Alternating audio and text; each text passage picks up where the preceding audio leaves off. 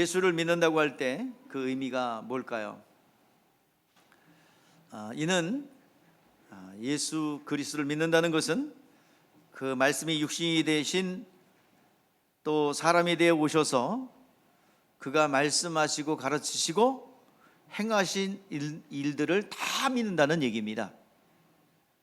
그가 사람이 되어 오셔서 믿음의 대상이 되는 그 예수께서 오셔서 우리에게 행하신 일들이 무엇일까? 우리와 똑같은 사람이 되어 오셔서 인류가 당한 형벌을 대속하기 위해서 직접 고통당하셨어요. 우리를 부욕케 하기 위해서 부유하신 창조주께서 가난케 사셨습니다. 또 우리의 자범죄를 위해서 채찍에 맞으시고 마침내 우리 인류가 당면한 지옥 갈 죄인 그 아담의 죄를 대신 짊어지시고 십자가에 달려 죽으셨습니다. 인간의 사망의 증상으로 나타난 그 저주까지도 주님께서 다 담당하셨어요. 그리고 그 저주와 죄와 형벌과 그리고 저주까지 다 가지고 어디로 가셨어요? 무덤으로 가셨어요. 그리고 무덤에다 다 장사 지냈습니다. 그리고 예수님께서 부활하셨어요. 죄와 그 저주는 무덤에 그냥 있고 예수만 부활하셨어요. 그리고 만나 주셨습니다. 우리 그리스도인들은 그 실존하신 하나님을 우리가 경험하고 있어요. 그 이름은 아버지의 이름을 아들에게 주었고 그 아들의 이름으로 이 땅에 예수께서 오셨어요. 그리고 성령으로 우리 가운데 들어오셨습니다. 그러니까 아버지와 아들과 성령이 아우르는 이름을 우리에게 주셨어요. 자, 그 주신 이유는 뭐냐면 우리 안에 아버지와 아들과 성령의 이름이 공유하는 이름, 실질적으로 그 이름을 부르면 하나님 아버지가 성령이 예수 그리스도께서 역사하시는데 그 공유하는 아버지와 아들과 성령의 이름을 우리에게 주신 이유가 있어요. 우리에게는 믿음이 있기 때문입니다. 자, 믿음이 있다는 것, 이 믿음이 있어서 우리에게 주시는데 하나님, 우리가 예수를 믿을 때, 예수 이름을 영접할 때 예수께서 흘리신 그 거룩한 피가 내 영혼에 있고 아들을 통하여 약속하신 말씀이 있기 때문에 그 믿음을 성령이 와서 증거하시는 거예요. 그래서 우리의 믿음을 성령의 증거를 받지 않으면 우리의 믿음은 주님과 상관이 없습니다. 자, 그러면 예수께서 그 이름을 갖고 오셨어요. 그 오신 목적이 뭐예요? 자, 우리 요한복음 17장 11절 12절 말씀에 보니까 예수께서 이 땅에 하나님의 이름, 아버지의 이름을 가지고 오셨어요. 이 땅에 오신 목적이 뭐예요? 예수의 이름을 알게 하고 듣게 하기 위해서. 그 이름이 무슨 이름이라는 거예요? 구원의 이름이요, 능력의 이름이요, 아버지의 이름이요, 영생의 이름이요, 그 이름을 영접하는 자는 자녀가 되는 권세의 이름이라는 것을 알게 하고 경험하게 하기 위해서 이 땅에 오셨습니다. 근데 세상 사람들은 그 이름을 알려고 하지 않아요. 그 이름을 영접하려고 하지 않아요. 그 이름이 뭔지 몰라요. 그저 기독교인들이 부르시는 기독교인들이 부르는 이름이구나. 또 기독교인들 중에서는 어떤 사람들은 기도가 끝났다는 추임새구나. 예수님의 이름으로 그러면 기도 끝났대. 기도가 끝났다는 어떤 추임새 정도로만 생각하고 있다는 거예요. 여러분, 분명한 사실입니다. 예수 믿는 것이 예수 이름을 믿는 것이에요. 그 이름, 예수의 이름은 창조주의 이름이요, 그 이름 안에는 구원과 회복의 약속들이 들었어요. 분명히 약속하고 있습니다. 그 이름을 부르는 자 구원을 얻으리라. 그 이름으로 구하라, 내가 행하리라. 여러분, 무너진 모든 것들, 빼앗긴 모든 것들 예수 이름으로 기도할 때 회복될 줄 믿습니다. 예수 이름으로 명령한 그 말씀에 순종할 때 그대로 역사가 일어나게 될 줄 믿습니다. 자, 우리가 성전이라고 그러죠. 성전은 구약시대에 뭐를 모셔놓는 것입니까? 예? 자, 성전. 여러분 이 비복연립교 성도라면 이 정도는 대답할 수 있어야 됩니다. 자, 성전은 뭐를 모셔놓는 곳이에요? 이름을, 하나님의 이름을 모셔놓는 것이죠. 이름의 분향할 따름이라 그랬죠. 이름을 모셔놓는 거야. 우리가 성전입니다. 우리 안에 누구 이름을 모셨어요? 하나님의 이름이신 누구? 예수 이름을 모셨어요. 우리 안에 우리를 성전 삼고 성령이 들어와 계십니다. 성전에서 무슨 일이 있어요? 성전에 무슨 일이 있었어요? 하나님을 섬겼죠. 하나님과 만남이 있었죠. 그리고 성전에서는 매일같이 회개가 있었어요. 회개. 하나님의 섬김과 만남과 회개가 계속 있었어요. 회개는 움직이는 겁니다. 돌이키는 겁니다. 예수를 안 믿었다면 믿으면 되는 거고요. 주일 성수 안 했으면 하면 되는 거예요. 그때부터 말씀을 듣다 보니 11조를 해야 됩니다. 그때부터 하면 돼요. 이제 성경을 보니까 전도를 해야 되는 거구나. 전도 그때부터 하면 돼요. 가장 빠른 시간이 언제나 깨닫는 그 시점부터입니다. 여러분, 회개는 움직이는 거예요. 메타노 에이테 움직이는 겁니다. 이쪽으로 가다가 잘못된 길이라고 생각하면 팍 판단해서 돌아오는 거예요. 겟세마네 동산의 기도는요, 어떻게 기도하셨어요? 앉아서 하니까 참 예수님 편하게 기도했겠다, 그렇게 느껴지십니까? 자, 뭐라고 기록했어요? 땀방울이 핏방울이 돼. 쉽다. 땀방울이 핏방울이 되는 거 너무 쉽죠, 그죠? 가만히 앉았으니까 땀이 막 핏방울이 됐어, 그죠? 모세혈관이 터질 정도의 기도예요.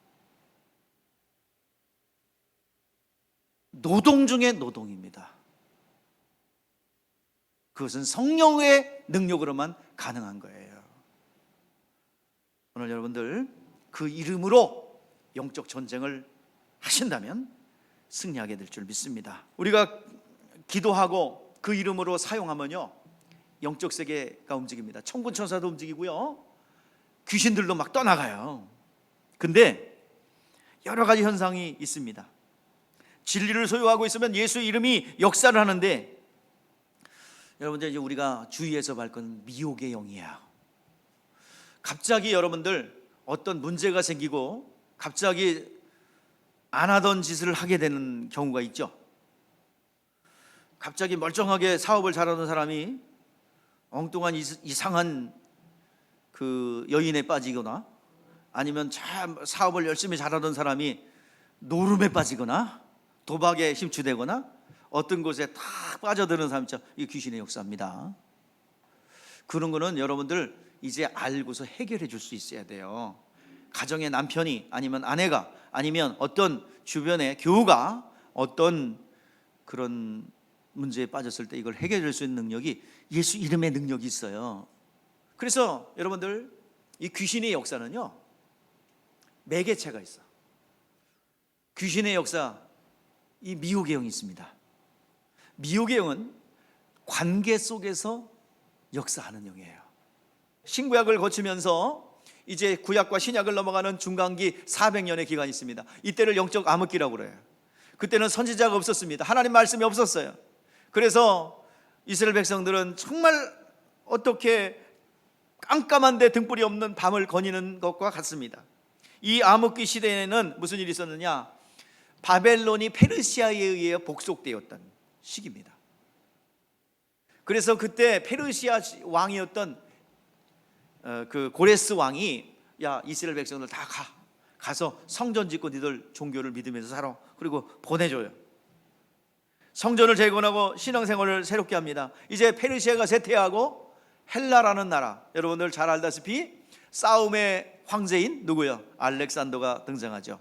오늘날의 전법들이 모두 알렉산더가 그만해낸 싸움의 신이 바로 알렉산더입니다. 알렉산더가 세상을 정복합니다. 점령합니다. 헬라가 등장해서 알렉산더가 세계를 제패해요.